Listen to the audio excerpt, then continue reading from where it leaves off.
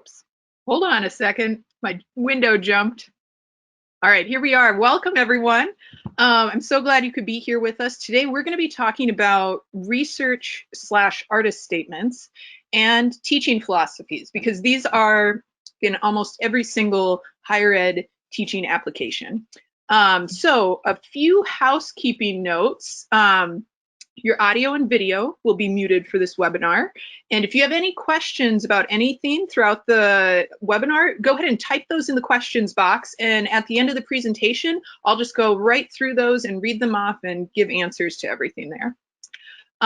We will record this. And also there are 2 handouts in the menu area. You can download those. And if you want, you can follow along during the presentation. And if you have any experience any sort of technical difficulties, you can reach out by email at av_support@mcad.edu, and we'll try to help you out. This is sponsored by the MCAD MFA program. If you're curious about that program, you can visit us online at mcad-mfa.com and learn all about what we offer. And also thank you to our wonderful tech support. Seth Dalside is our media center specialist, and he is superb. He's helped on all of these webinars, and they wouldn't happen without him. So big props to Seth. So let's dive right in. Research and artist statements. And the reason I have both titles there is because you'll see both listed when you apply for academic jobs. Sometimes they'll call it a research statement. Sometimes they'll call it an artist statement.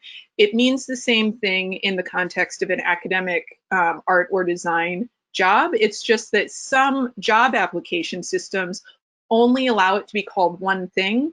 And the school, especially if it's a university with many different departments, over the rest of the school, they're going to call it a research statement. In the art department or the design department, they're going to call it an art or design statement. So I put both there so that you know if you run into research statement, that's what they're talking about for us, artists and designers.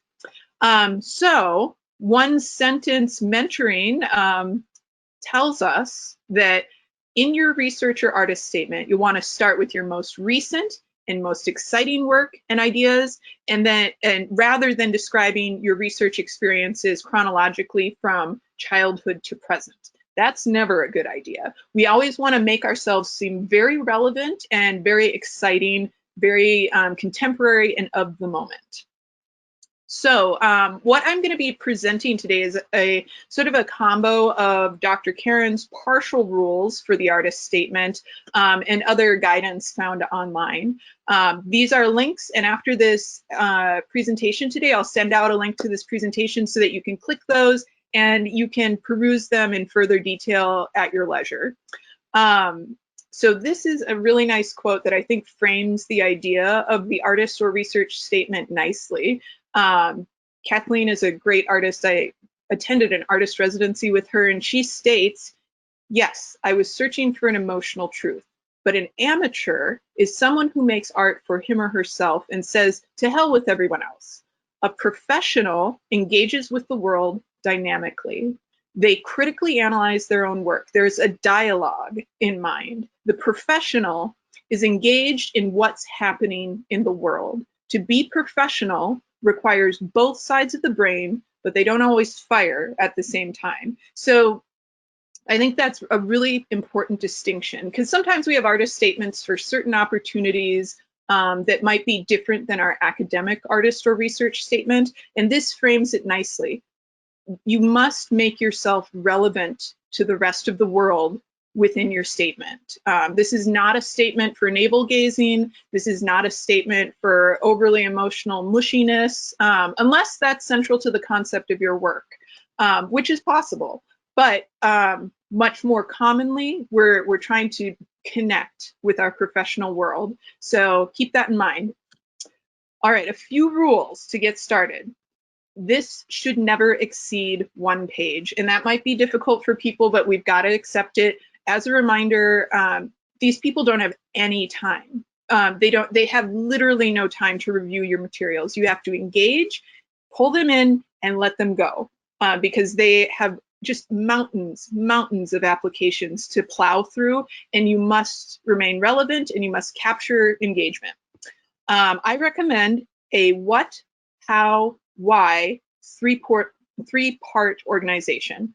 And this might even appear as 3 simple paragraphs in your statement. The what is very specific. What are you doing? Is it painting? Is it installation? Is it a sculpture? Is it social practice? What are you doing? Are you making publications? The how needs to explain some of the technical aspects. What material do you use? And keep in mind, they might not be an artist or a designer, so you're going to have to use layman's terms, not jargon. And the why has to make a conceptual case for why should we care? What is this about? Try to avoid, again, you'll see this note throughout the presentation, but try to avoid wooey, emotional, overwrought language. This is not the place for that. This has to get to the point. It has to get to the point fast, and it has to be very clear why this is relevant to anyone in the art world or outside of it. All right, so keep your audience in mind, and already you can tell this is really important. I've said it several times, and we're only in the beginning. Just like your cover letter, your artist statement or your research statement will differ for the academic search committee. Just be aware that anybody could be on this committee. You could have a scientist or a historian or a sociologist. You could have a mathematician on your committee. You could have administrators on your committee. Anybody could be there. So you must keep that diverse audience in mind as you're composing your statement. Keep in mind, again, the language must be clear. It must be descriptive because they don't know. The likelihood that they know about your art and design practice or any art and design practice is very slim. And you must ditch the jargon. They don't know what those words mean. They don't know what art speak means. So you've got to make it clear for anybody to read. And keep in mind, they may also use these documents to judge how good are you at teaching people how to write. Because in many undergrad institutions, you might not just be teaching art and design classes. You might also be teaching some general education classes that involve heavy writing.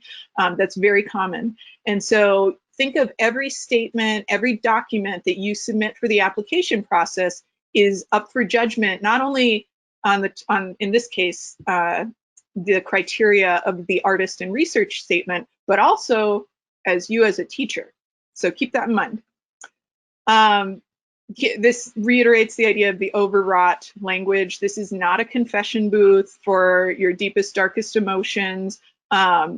Your art has, if it has a very personal component, that's fine. You can communicate that, but you can do so in very clear terms that conveys relevance and then moves on. There's no need to wallow here. You want to keep in mind that the academic mindset that you might run into during the application process might not be very interested in your emotions, and that's okay. You can still convey that importance, but you need to do so in clear terms, succinct terms, and then move on. Avoid third-party statements. And what is this? This would be like, let's say somebody wrote an awesome article about you in the newspaper. We don't quote the newspaper in our artist statement or our research statement. It's simply not done. This is a statement from you about your work. So if you're tempted to put in that really choice quote, avoid that temptation. This is not the place for that. All right, same thing. Try to avoid, unless it's absolutely necessary, try to avoid comparisons to other artists or other artists' work. This is your statement and it's about your work. And so unless it's vital to the core meaning of your work, you want to ditch those references to other artists, because let's circle back to that same concept. They probably don't know who you're referencing. Unless it's a committee purely made up of people from your specific field, which is so rare, they won't get it. They won't know why you're referencing it, and they'll move on. Also, don't engage in ideological battles or arguments within your artist or research statement. You can talk about your art without saying anything about how terrible somebody else's art is. It's not necessary. It doesn't reflect well on you. So if you have that, you'll want to cut it out. All right. Again, I know I've already said it. Avoid jargon, but this link here, the banish these words summary, this takes you to a link on a professional practices website that I maintain, where Dr. Karen Kelsey has published over the years sort of yearly summaries of the most cliche words that she sees pop up in application documents over and over and over. This is a comprehensive list of those words, and it's a great way for you to avoid sounding cliche. Two really common examples that I see all the time are creative and inspire. These are empty words in the art and design world. Creative is the equivalent of saying, I start my class on time. Of course you're creative. Like, that's a default. So if you have that in there, you can cut it out. It doesn't add much to your statement, so you can replace it with more substantive commentary. Same with inspire. We're all inspired. Of course we're inspired. We're artists and designers. So unless it really gets to the point, you can cut that type of language out because it's vapid, it's empty, it doesn't serve you. All right, so moving on to the teaching philosophy. This is a purposeful, reflective essay about your teaching beliefs and practices. Very importantly, you must include concrete examples. This is another document where it's real easy to go mushy and to talk about passion and to talk about love of the field and all of these things. We keep it concrete and you'll really stand out in the field. It should give a clear and unique portrait of you as a teacher, and it should avoid that more generic language about teaching philosophy. We want to go specific and concrete. All right, so what does the teaching philosophy include? Sometimes also called a teaching statement. There's lots of things that it could address, but some listed here is a description of how your teaching facilitates student learning. It could address a reflection of why you teach the way you do, the goals that you have for yourself and your students. You could address how your teaching enacts your goals or beliefs. And in fact, I would have a very strong argument that if your teaching philosophy doesn't do this, then it's not really a very strong statement. The ways in which you create an inclusive learning environment. This is important. I would strongly encourage you to address this in your teaching philosophy. I think in years past, it might have been a suggestion. I almost think as we move forward, it's really got to be in there. You've got to address inclusivity in your classroom. So if you don't have that, look at an opportunity for how you could include that in your philosophy. Also, all your statements should have some sort of commentary on what are you doing to get better? What are your interests in new techniques, new activities, new types of learning? Show that you're plugged into the field, show that you're relevant, show that you are a hot commodity out there that they want to have on their campus.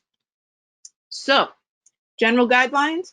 Same as the artist and research statement, it must be one page. We cannot go over that. No one has the patience for it. Again, the committee is overstressed, they're overworked. They're probably giving your total package maybe a couple minutes of flipping through it. So we stay relevant and brief. Use the narrative first person approach. These are I statements, and that's okay. Avoid cliches, especially about passion. We all know you're passionate. Why would you be applying for this if you weren't?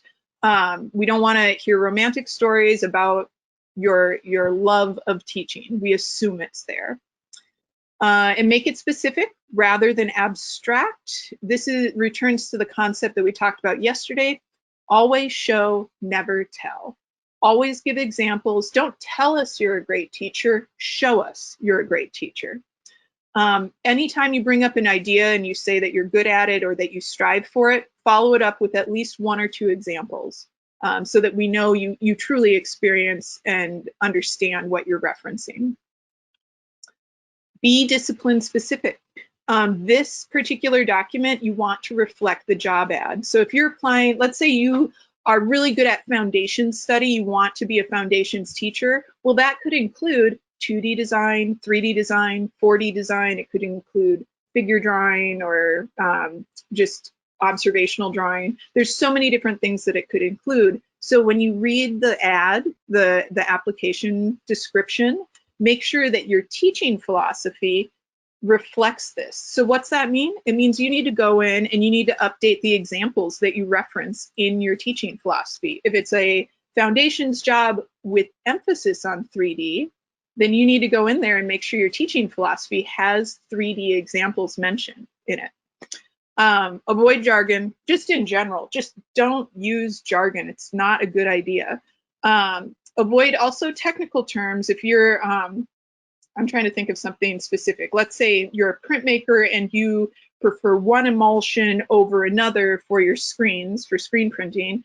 Don't mention that here. No one cares. No one even knows. Only the very most printmaking specific professor will know that. And if it's a small school, you might be the printmaking professor. There might not even be somebody there who understands this jargon or technical terminology.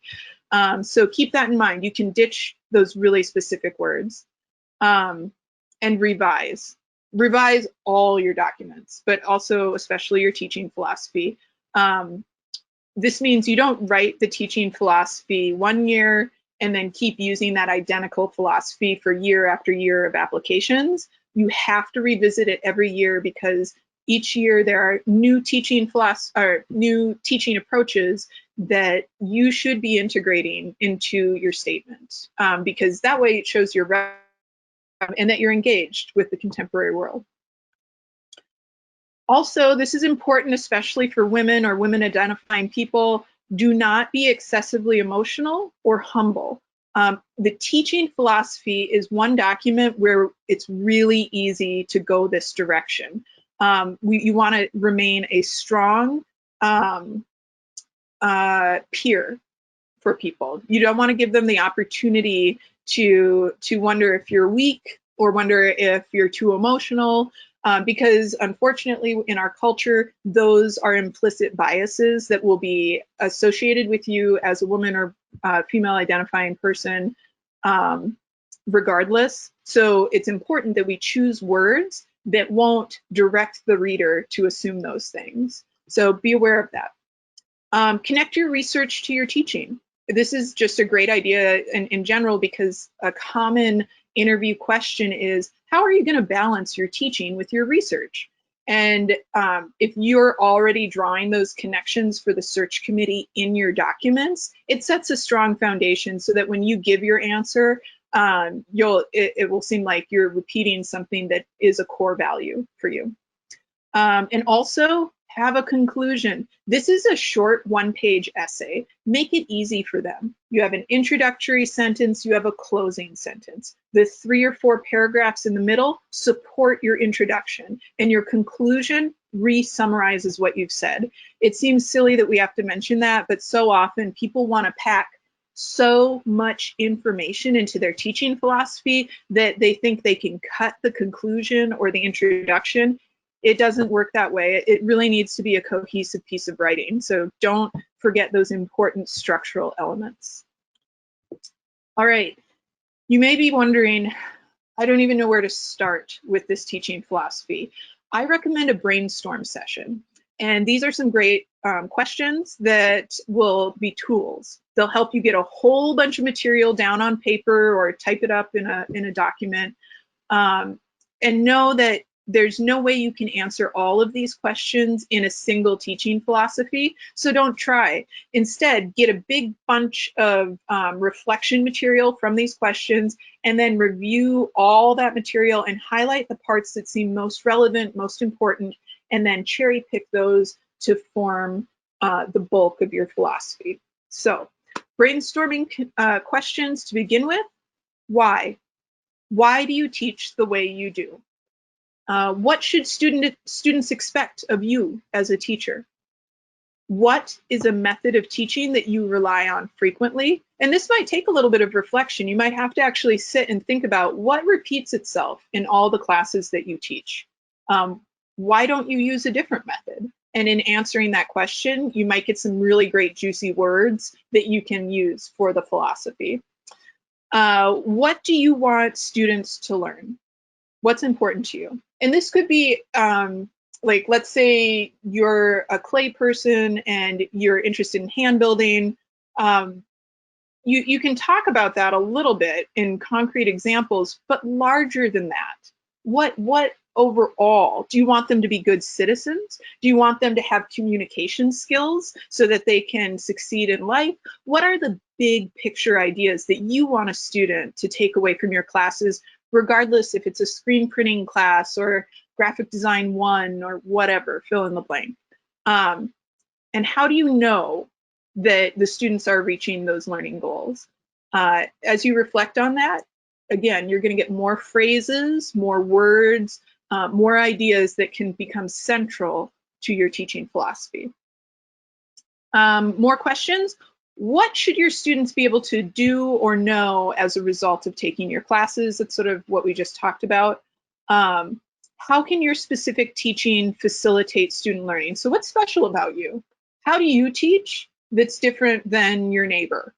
Think about that. And if you can't think of something, that might be an area or an opportunity for growth or development.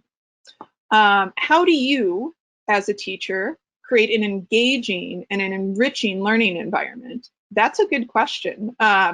Again, it's sort of like, what makes you different? What do you do to make sure that people feel engaged? And in an online teaching environment, which most of us are in this fall, that's a really good question to address in your teaching philosophy, because schools are desperate for that. They want good teachers who can be engaging. How do you do that? They're very curious about this.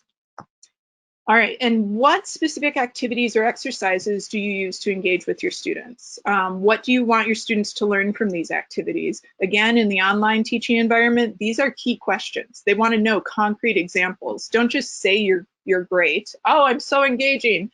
No, no one will believe that. You have to back it up with concrete examples and hopefully proven results. How has your thinking about teaching changed over time, and why? The answer to this question you probably won't put into your teaching philosophy, but it might give you some ideas about what's most important to you. And that might turn into one of your top 3 goals as a teacher. So it's a good question for reflection. It might not make it into the end piece of writing, but it might help you generate further ideas. All right, so for those who were here yesterday, I know I said this already, but in case you're joining us today for the first time, you've got to read this book. I'm not paid to say that, but Dr. Karen Kelsky really lays out a picture of the landscape of the higher ed job market that's very honest, and I recommend it. If you don't want to buy the book, she also has a free blog, so just Google it. The Professor is in. Another good book, if you're looking for reading material, is Surviving Your Academic Job Hunt. This one was published a little bit earlier, so some of the things are relevant, some have changed, but it's still got some nice examples in there. And then if you're interested, oh, my title got cut off there, but if you're interested in teaching and you're thinking strategically about your CV, your record, you can always apply to teach in continuing ed wherever you are.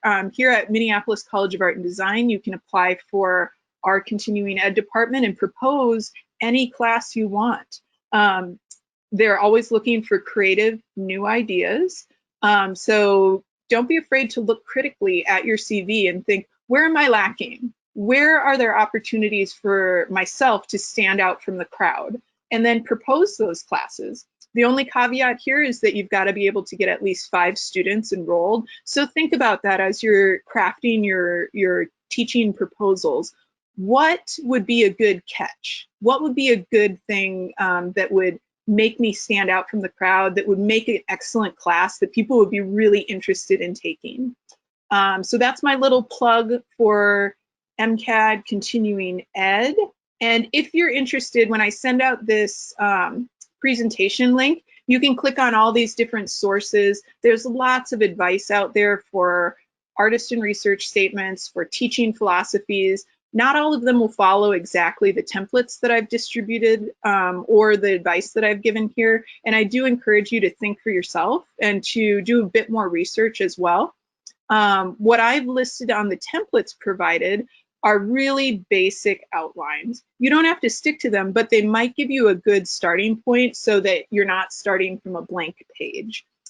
So with that, I'm going to open up our questions bar here and see if any questions have been submitted.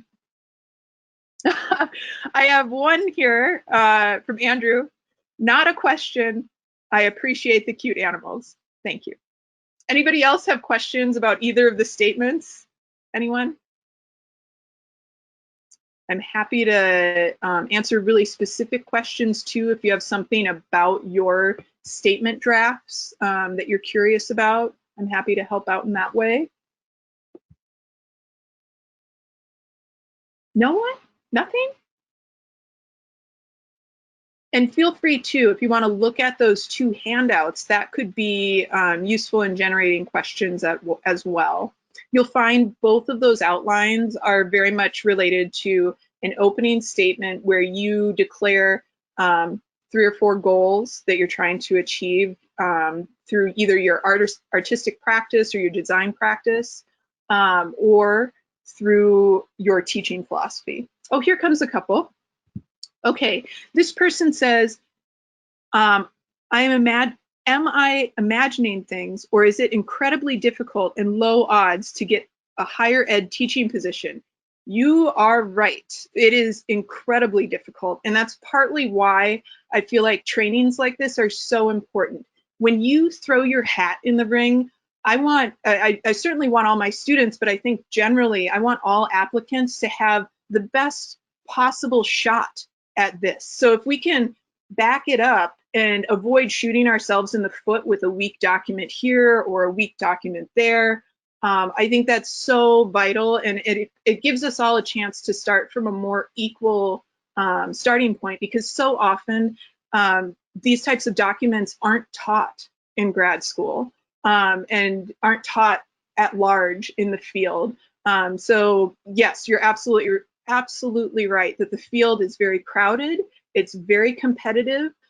So the better you can do from the get-go with really strong documents, the better chance you have, which I think is so important. Oh, here comes more questions. Okay.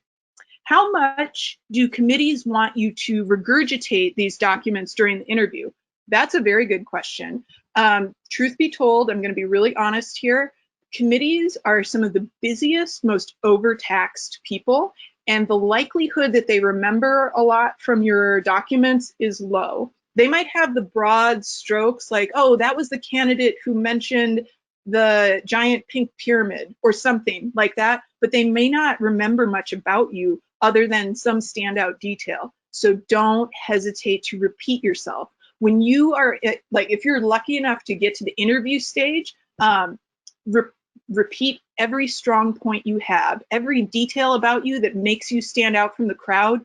Do it. It doesn't hurt at all. And if you get even luckier and you get invited to an on-campus interview, you're going to be repeating this business over and over because you move from committee to committee to committee. Sometimes you'll be with the initial hiring committee. Other times you'll be meeting with administrators. Sometimes you'll be meeting with students, and none of them were there for the previous meetings. So repetition is really key, and you want to be consistent. You don't want to tell one group that you're going to do one thing and then tell another group that you're going to do another thing, because they will talk to each other and they want to know that you are not making promises, but that you're consistent with every group that you speak to. So that's a really good question. All right, I've got, you talk a lot about giving specific examples. How do people new to teaching deal with this? Write hypotheticals even if you haven't been able to try them in the classroom? Great question. This is like the chicken and the egg. And how do you give examples of concrete things you're going to do in the classroom if you haven't yet had the opportunity to do them? What I would say is, think about, as you're writing these documents, the document itself can almost become a strategy document for you as an applicant. If there's something that you want to say you're going to showcase, but you haven't had the opportunity to practice it in a real classroom, this gives you a real direction in what you want to seek out. For now, yes, you can say, in my classroom, I will, and speak in the future tense. It's not as strong as of a statement as reflecting back on something you've already done, but you can state a future focused statement in your document, but use that to direct what you're going to apply for. Maybe you're not even, because you don't have to reference just higher ed educational experiences in your teaching philosophy. If you've been a museum educator, if you've been working in a library, if you've been working in a mentorship type of capacity, maybe you're a tutor or something like that, all of those are teaching experiences. And certainly you can reference how you use your teaching skills in those relationships in your teaching philosophy. That is completely okay to do. So I hope that helps answer that question, in that if you're feeling like you're lacking that experience to reference, you can speak in the future tense, but also use that as a map or a guide for what you need to be striving to secure in terms of your experience. Thank you for that question. All right, next up we've got I think it's supposed to say which one should include a diversity statement. So diversity statements are a separate document. Almost every job application requires these now, and we're going to talk about diversity statements tomorrow at our next professional practices webinar. So I'm glad you're thinking about that already, but we'll go into depth on the diversity statement in our next webinar. Okay. These are great. Did you send out a link to yesterday's presentation? We haven't yet. What we're going to do actually is send all the links to all the registrants to all 3 of the workshops. So we're going to wait till all 3 are edited, and then we'll send out the links, the handouts, all the recordings, so that everybody has access to all of them, because they're really valuable, and it shouldn't matter if you came to just 1 or all 3. I'd love for these resources to get out into the world. All right, next up, we've got, are there local professional resources available to help edit or review our statements and philosophies? This is a really good question. I don't know if there are local professionals in town who review specifically higher ed documents. This is something that I do on the side as sort of like a side gig. But I don't know that this is the right venue to promote those services, but I'm mentioning them here. In fact, I think I might even reference to, if somebody wants to reach out specifically about that, I actually have other friends who do this as well, and I would refer you out to them, just because I don't want to use this webinar as self-promotion, but more so as a way to connect people with resources so they can do better on their documents. So that's a great question. If you email me, I will put you in touch with some other academics who've been on a lot of committees and who are very familiar with these. And everybody charges different hourly rates for that. So something to consider. The other thing too, though, is that I think it's a good piece of advice to connect with other higher ed educators and trade these services. That can't hurt at all. And that way, especially if you're, you know, hard up for cash or anything like that, you don't have to exchange money for this. You can exchange services with another person who's in higher ed, and that way you're both benefiting and you don't have to spend money on it. All right, next. I so appreciate you giving this information to us. Thank you. You're welcome. I'm glad to give it. I think it's so important that we share these resources, especially in academia, which is this faux meritocracy. It's really important that we collectively support each other. All right, next up. Should teaching statements include pedagogy learning objectives as well? This is a good question. I don't believe I would include specific objectives in the teaching philosophy, but I might talk about how I write my objectives. I might think about what trends do I notice as I prepare objectives for multiple classes. Are there certain objectives that pop up over and over in your classes? And what does that say about your teaching? So think about that. That might actually help bring out a central theme for your teaching philosophy. And as you look at that teaching philosophy template, you'll note it just emphasizes 3 themes up there.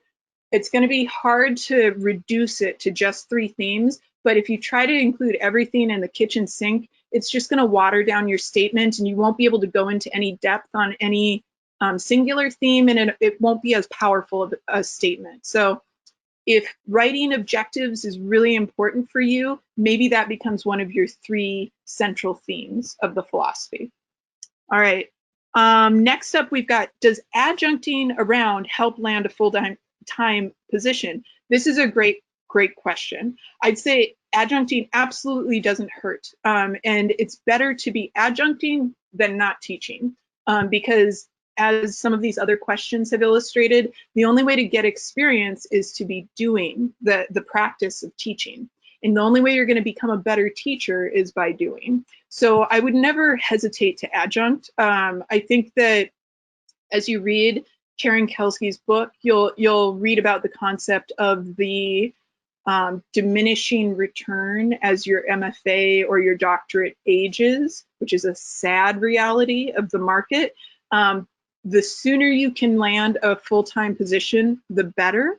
But that's not to say you shouldn't adjunct because it might tarnish your reputation as a full-time instructor. I don't think that's the case at all, especially with our current climate. So many schools are only hiring adjuncts at this point, that I would strive to continue building up your teaching portfolio and continue the actual practice of teaching rather than sitting on the sidelines and just crossing your fingers and hoping for a full-time position.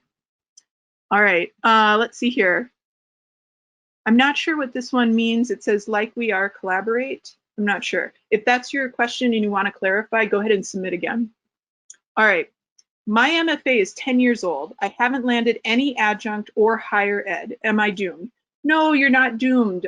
You're not doomed at all. But what I would say is that if you're running into this problem where you're not getting hired, look at the places that you're applying, look at who's already employed there, and then look at where are there trends? Is there something you're missing that they're looking for?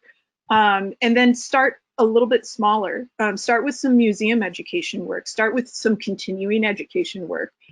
You may even start by developing your own online education materials. There's all kinds of venues online where you personally can offer up educational experiences online, and you might even make more money doing that because adjuncting pays so little, unfortunately, that you might be able to charge, $200 a class and get a lot of people signed up or something like that for shorter workshops, not 15-week classes.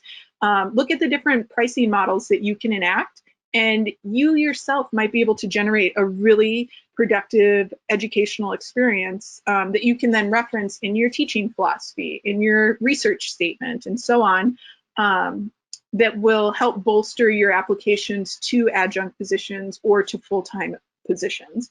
So think of everything really strategically. If something's not working, try to dissect it down below. What's missing? Are you missing a skill? Are you missing just general experience? Whichever one it is, try to address that in a smaller way that will help build towards your eventual goal. All right, let's see here. This person teaches middle and high school instead. That is excellent. And actually, if you're teaching in a different educational setting other than higher ed, there's no reason you can't reference those teaching skills in your materials. You don't have to call out that in my kindergarten teaching environment, I do this, this, and this. That, of course, will not feel quite relevant to the higher ed market. But if you're talking about classroom management and things like that, you can reference that you're very organized and that you plan out weeks in advance what you're going to do, and you convey that importance to your students because you want them to be organized as they graduate and move into the real world. So as you can see, you can take those experiences and then just sort of tweak them into being relevant experiences for the higher ed learner. So thank you for that. I'm not sure what this question was answered. Good. Does experience with teaching children help at all, or is this viewed as less relevant? Great question. And what I would say is in a higher ed teaching application packet, I wouldn't reference that you're teaching children. I would reference the teaching experience because unfortunately there is a perceived hierarchy of teaching importance. And so sort of like we referenced this a little bit yesterday, at the top of the pyramid is the Research One institution. These are the giant universities with many, many departments and lots of funding for research. Under there would be the regional research, like the R2, R3 type institutions. Then would come small liberal arts colleges, then would come community colleges, and then K through 12. And is this hierarchy right? No. Like all teaching is valuable, obviously. But that's not to say that there are deeply ingrained biases in higher ed. And so as you're preparing your materials, you can frame your teaching experience, but I probably wouldn't highlight that it was with K through 12 folks, because it just won't resonate with the committee. All right, I think that's all of our questions. We've got a couple minutes left. Does anybody have any other questions? No? All right. Well, I think that, oh, wait, here we go. Oh, and this is just a thank you. Yeah, thank you for coming. We'll be distributing links to the presentation, a link to a recording, as well as the handouts after all 3 of our webinars are concluded. So thank you all. It was great to have you here tonight.